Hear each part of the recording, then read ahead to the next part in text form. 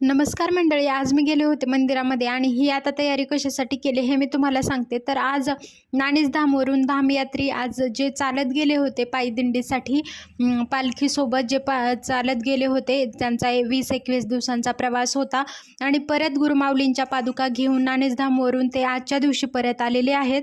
आणि ते सेवा केंद्रामध्ये आल्यानंतर त्यांचं स्वागत करण्यासाठी आम्ही मंदिरामध्ये एकत्र झालो होतो, जिथे आमचा सत्संग वगैरे होत असतो.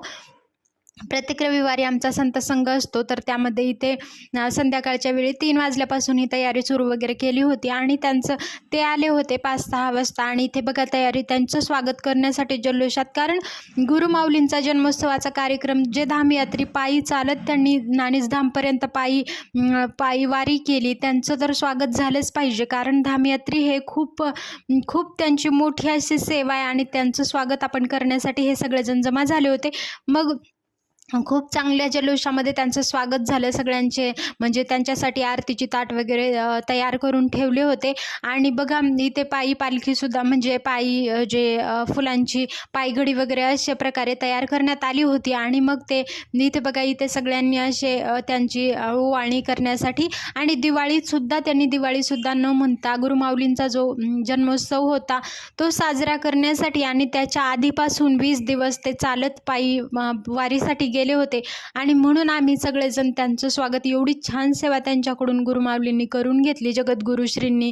तर त्यांचं स्वागत तर आज एवढ्या जल्लोषात झालंच पाहिजे. त्यांचं स्वागत करण्याचं भाग्य आम्हाला लाभलं, तर त्यापेक्षा सुंदर काय आहे. म्हणून आम्ही सगळेजण एकत्र झालो आणि बघा अशा फुलांचे हार वगैरे त्यांच्या स्वागतासाठी तयार केले होते. एवढे जण आमच्या काळेवाडी सेवा केंद्रामधून धामयात्रे म्हणून पायी पालखीसोबत चालत गेले होते, तर त्यांचं परत आगमन झालं होतं. आणि ते स्वागत करताना त्यांनासुद्धा एवढे अश्रू अनावर झाले की एवढा आनंद झाला की काही जण तर खूप रडायला लागले. खूप आनंद वाटला त्यांना. आणि अशा प्रकारे बघा धामयात्री यांचं मग मंदिरामध्ये स्वागत वगैरे झालं. त्यानंतर आरती वगैरे करून प्रसाद वगैरे घेऊन मग नंतर त्यांचं अशा प्रकारे स्वागत करण्यात येणार होतं.